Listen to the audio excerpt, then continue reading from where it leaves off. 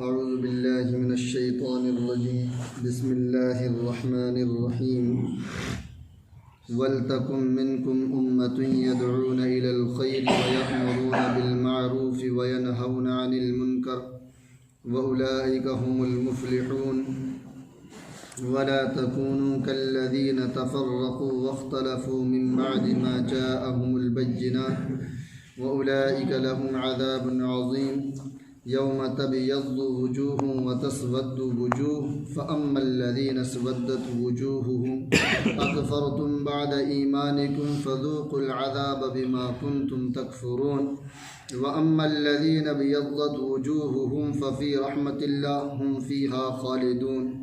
इन आयात के अंदर जो बात है, जो सबसे अहम बात है, ये है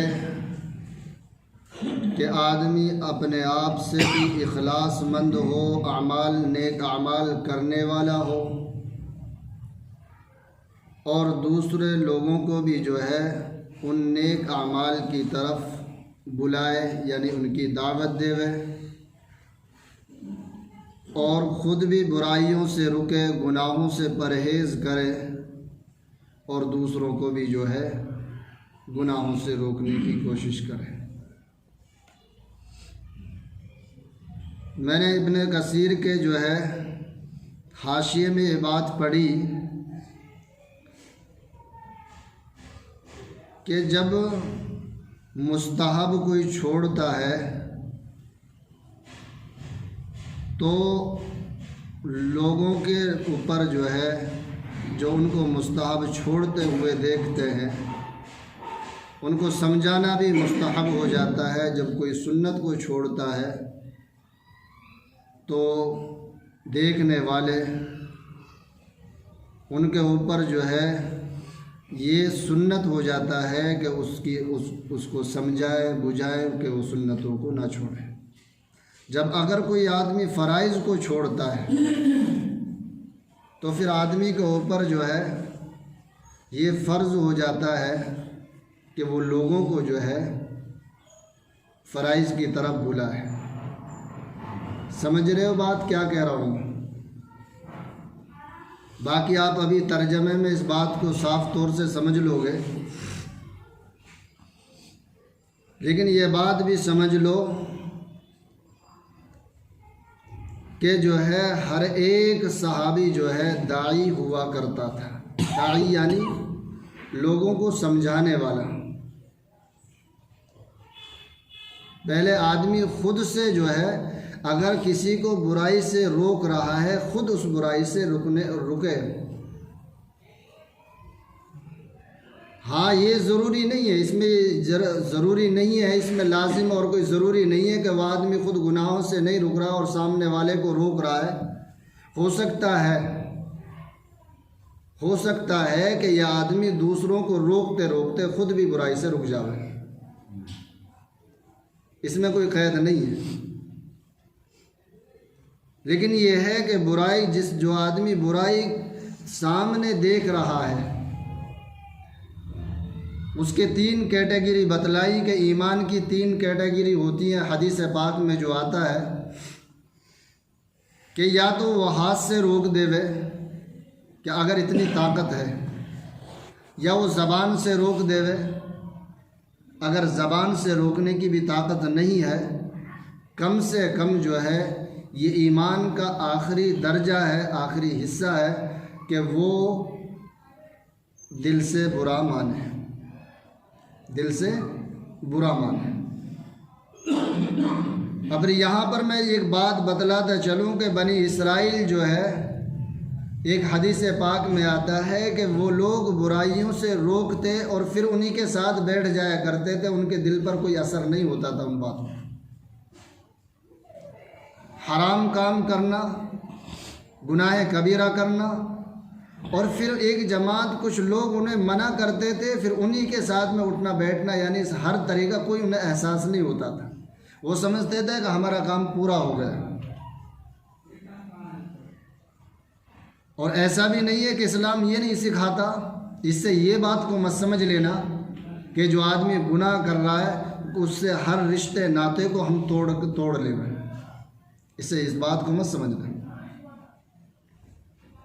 यहाँ पर जो है रोकने की बात हो रही है, गुनाहों से रोकना और ख़ुद भी रुकना। जैसा कि वल अस्र की तफसीर पढ़ लो, जो छोटी सी सूरत है वल अस्र इन्नल इंसान लफ़ी खुस्र, इसको जो है हम पढ़ेंगे तो बात हमारी समझ में आ जाएगी तफसीर के साथ। तो इसलिए जो है यहाँ पर बतलाया गया, कुरान खुद कहता है, अल्लाह खुद कह रहा है इस बात को कि तुम्हारे दरमियान में एक जमात ऐसी होनी ज़रूरी है, होनी चाहिए जिसके अफराद लोगों को भलाई की तरफ बुलाएं, जिसके अफराद लोगों को भलाइयों की तरफ बुलाएं, नेकी की तलकीन करें और बुराई से रोकें।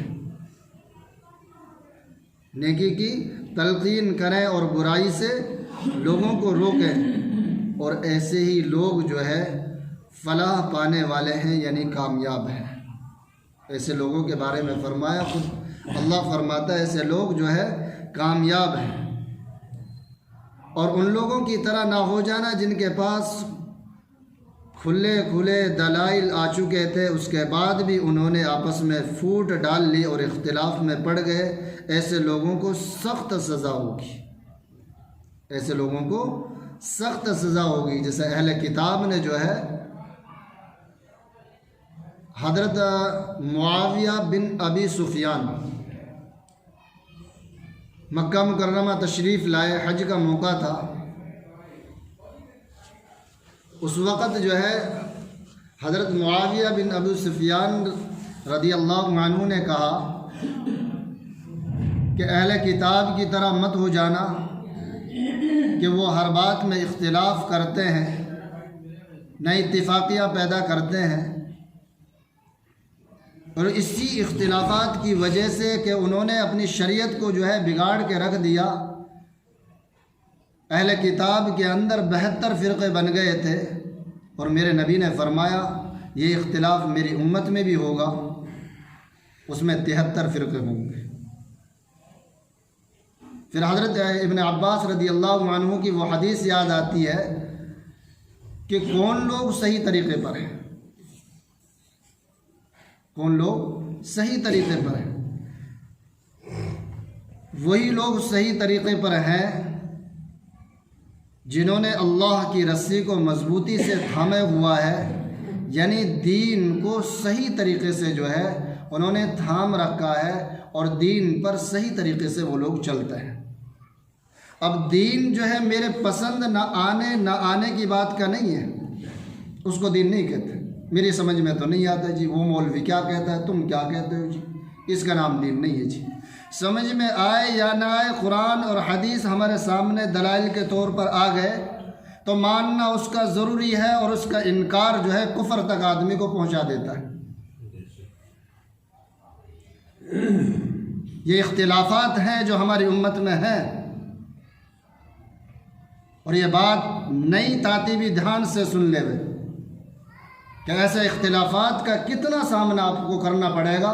कोई मौलवी कुछ कहेगा, कोई कुछ कहेगा, कोई कुछ कहेगा। हाँ, हदीस पाक में सही तरीके से है। कोई लोग जो है कुछ हदीसों को छुपाते हैं, कुछ को बयान करते हैं, सारे हदीसों को हमारे सामने रखते ही नहीं, पूरा कुरान को हमारे सामने रखते ही नहीं। ऐसा नहीं होना चाहिए। और जिनके पास बात पहुंचती है उसको मानना पड़ेगा, मानना चाहिए उसे। भाई किसको मान रहे हैं हम? जब अल्लाह के नबी की बात को नहीं मान रहे तो किसकी बात को मानेंगे हम? तो इस बात में जो है ऐसे इख्तिलाफात पैदा मत करो। अनपढ़ आदमियों की बातों पे ध्यान मत दो, जो मौलवी है ही नहीं उसकी बात पे ध्यान देते हैं। भाई लंबी दाढ़ी तो कोई भी है, तो मेरे नबी की सुन्नत तो कोई भी बढ़ा ले, उसके पास इल्म है कि नहीं, वो इस लायक है कि नहीं कि उसकी बात पर एतबार किया जाए या नहीं किया जाए। ये बात हमें समझनी पड़ेगी और समझनी चाहिए। तो इन चीज़ों को जो है ख्याल रखना पड़ेगा।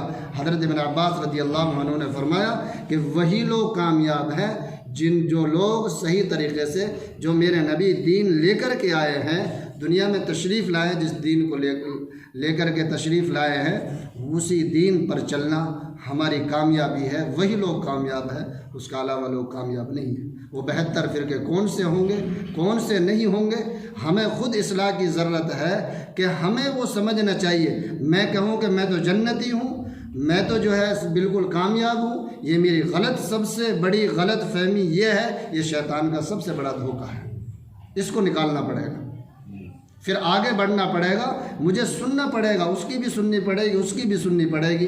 फिर मुझे कोई ऐसा आलिम दीन चुनना पड़ेगा जिसकी बात में मैं पूरा एतबार कर सकूँ, पूरा एतबार कर सकूँ। इसलिए जो है सोच समझ करके जो है 73 फ़िरके तो बनने हैं और बहुत सारे फ़िरके बन चुके हैं, तो इसलिए जो है इन बातों का ख्याल रखना बहुत ज़रूरी है। अल्लाह ताला हम सबको कहने सुनने से ज़्यादा तौफीक अता फरमाए।